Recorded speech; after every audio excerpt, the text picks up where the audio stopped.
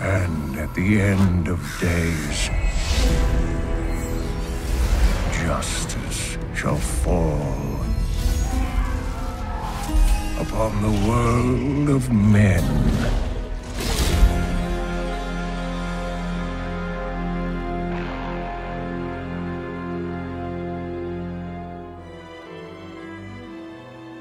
Since the dawn of time, a perpetual war called the Eternal Conflict has raged between the hosts of the high heavens and the legions of the burning hells.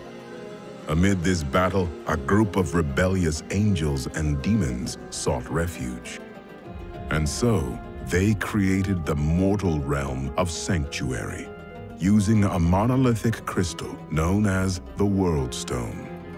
Hidden from the eyes of the heavens and the hells, Sanctuary became an oasis of peace, but its serenity did not last. In time, evil crept into the world and began a relentless crusade to twist the souls of mankind to its dark will.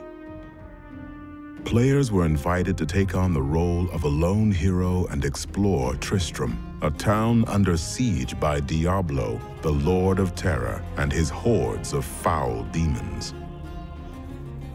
With the help of the wise Horadric scholar Deckard Cain and other memorable characters such as Wirt and Ogden, players ventured into the haunted tombs, catacombs, and caverns sprawling beneath the town, and faced nightmarish foes like the Butcher, the Skeleton King, and eventually the Lord of Terror himself. Diablo 2's 4-act story would lead players on a gripping campaign to track down the lone hero who had defeated Diablo in the first game. In the wake of his victory, this mortal champion had sought to imprison the Lord of Terror within himself. While his intentions were noble, the hero fell to the Lord of Terror's corruptive influence. Known afterward as the Dark Wanderer, he set out to find two of the Burning Hell's other demon lords, Baal, the Lord of Destruction, and Mephisto, the Lord of Hatred. Diablo 2's cinematics would tell the story from the viewpoint of Marius, a tragic character accompanying the Dark Wanderer. In-game, players would witness the aftermath of the Wanderer's deeds as they raced to thwart his quest. The adventure would also introduce players to characters both old and new, including the familiar scholar Deckard Cain and the noble Tyrael, the Archangel of Justice.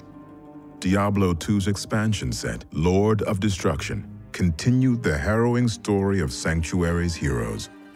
After defeating Mephisto and Diablo, players pursued Baal and his demonic forces to the legendary Mount Arreat. There, the Demon Lord was narrowly defeated, but not before he had corrupted the World Stone, the immense crystal that had been used to create Sanctuary itself. Seeing no other recourse, the great Archangel Tyrael hurled his enchanted rune blade into the crystal, igniting a catastrophic explosion. It has begun. In Diablo 3, Deckard Cain appears once again, along with a new character, Leah. The story takes place 2 decades after the World Stone's destruction, when a fiery comet appears in the skies, careening toward Tristram's dilapidated cathedral. Drawn by this foreboding omen, players venture out to investigate the comet and discover its true meaning.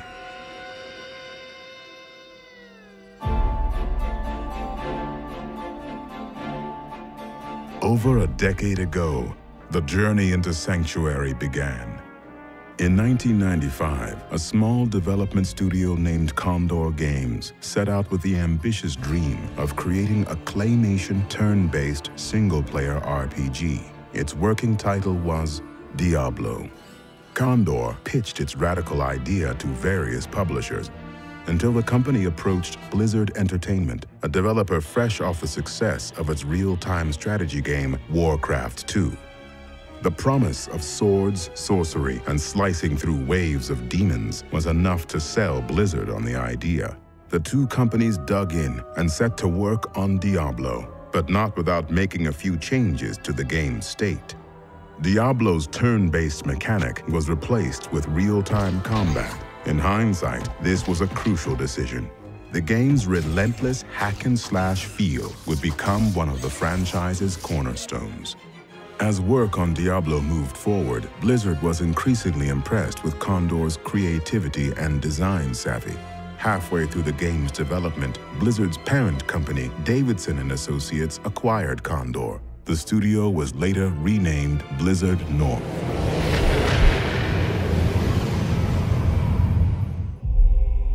Diablo missed its intended holiday release date and hit store shelves on December 31st, 1996. But this setback did not diminish the game's success. Diablo's simple but fun gameplay captivated gamers. Over the next year, it sold more than 750,000 units and won GameSpot's Game of the Year award. Much of Diablo's success was thanks to the game's replayability.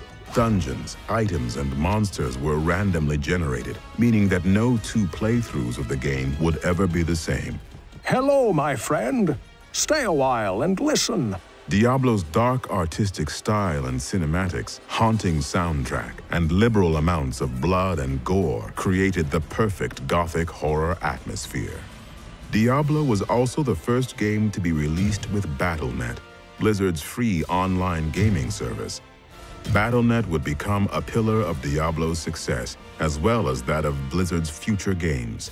In the year following Diablo's release, the number of Battle.net users surpassed 700,000, with 13 million games played. Fresh meat.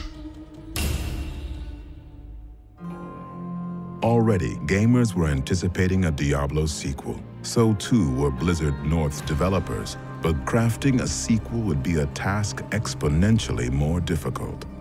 The time that was poured into Diablo 2 soon eclipsed the long hours that Blizzard had spent creating the first game. After 3 years, Diablo 2 was released worldwide on June 29, 2000.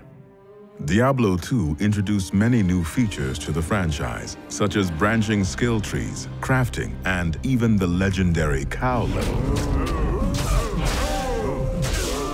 Yet it also stayed true to its roots as a fast-paced and accessible action RPG.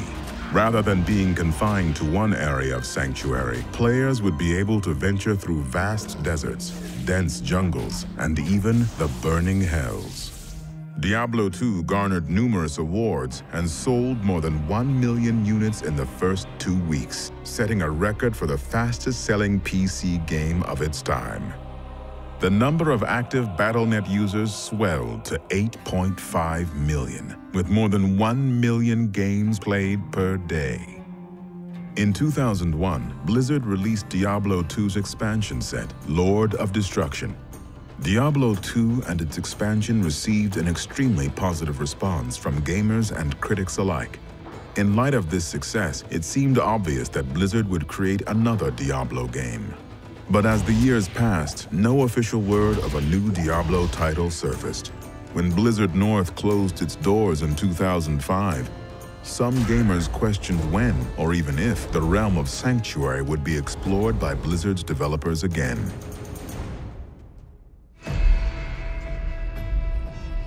In truth, development on Diablo 3 had begun in 2000, although this early version of the game was altered drastically over time.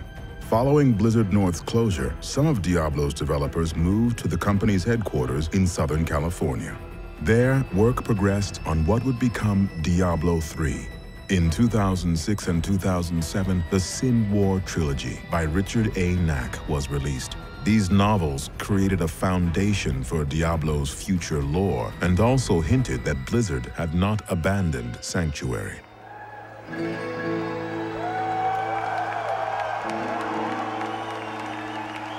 The truth was finally revealed on opening day of Blizzard's 2008 Worldwide Invitational in France.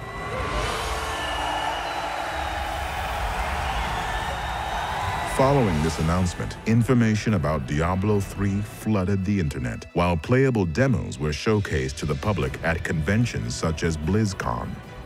Like its predecessor, Diablo 3 features 5 distinct classes. New mechanics include health globes to enhance the pace of combat, a more refined PvP system complete with competitive play environments, and new skill trees and crafting systems that allow gamers to customize their characters in exciting ways. What am I missing, Uncle?